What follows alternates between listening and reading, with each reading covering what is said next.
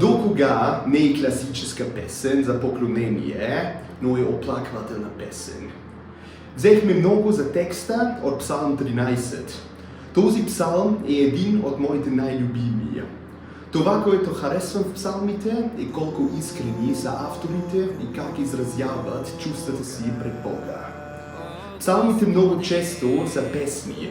И нещо, което ми липсва понякога, са песните, в които плачем пред Бога, защото животът често е тъжен. Не винаги сме щастливи. Но това, което ми прави впечатление в псалмите е, че авторът споделя болката си, но въпреки това съзнава и признава, че Господ е добър. И аз мисля, това е тайната при трудни ситуации. Пред Бог можем да бъдем честни с всички си емоции и Той ни разбира и има голяма емпатия. Но нашите емоции не са цялата истина. С тях или без тях трябва да знаем, че Бог е с нас.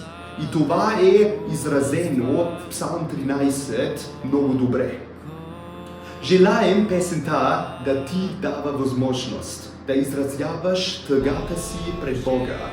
И когато слушаш песента, да чувстваш тази атмосфера на приемане от Бог.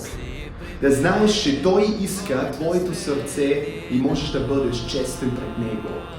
И да знаеш, че в болката ти Бог вижда тебе и твоите проблеми и ходи във всяка стъпка с теб и да ти помага. Води ме от твоята тъмнина.